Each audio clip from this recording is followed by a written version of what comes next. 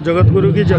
आज कार्यक्रम विषय रे आपण टिके हमको सम्यक धारणा देबे। आज हूँ राष्ट्रीय हिंदू नववर्ष। यही अवसर में 10 वर्ष तले अनुगुल सहर में पूज्य शंकराचार्य दिव्य उपस्थिति रे पीठ परिषद अंतर्गत आदित्य वाहिनी आनंद वाहिनी कार्यकर्ता माने राष्ट्रीय हिंदू नववर्ष महा आडंबर पालन करते।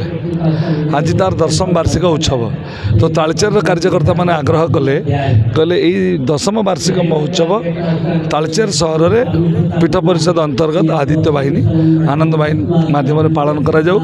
आपण तो निजे आदित्य वाहिनी जन सक्रिय कार्यकर्ता से समय भी आपण अनुगुल नेतृत्व नहीं कार्यक्रम सफल करने पूज्यपाद आग्रह भारत वर्ष को धर्म नियंत्रित शोषण विनिर्मुक्त पक्षपात विहीन सर्वहितप्रद शासन व्यवस्था हो सनातन संस्कृति अनुकूल शासन व्यवस्था हो एवं भारत हिंदू राष्ट्र घोषित हो।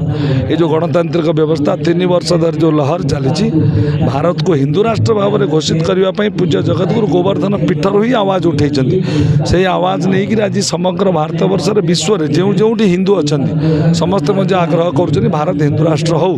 भारत जिते शीघ्र हिंदू राष्ट्र हम नेपाल भूटान एवं अन्य 15 गोटी देश अनुरूप जल्दी जल्दी हिंदू राष्ट्र भाव में घोषित हम से अपेक्षा रखी आज भली पवित्र दिवस रे जहाँ आम धर्मर सनातन धर्मर आज हूँ जन्मदिवस 197 कोटी 29,49,126 वर्ष आज पुण्य जन्मतिथि। यही अवसर में आम समस्त कहवा हम भारत भव्य बनाएंगे हम हिंदू राष्ट्र बनाएंगे।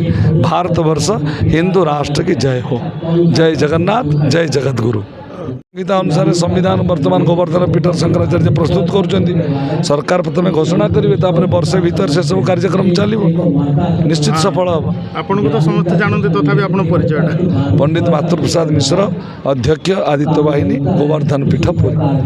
जय जगन्नाथ। ड्रीम्स राइडर सब समय रे आपन को सेवा रे धन्यवाद।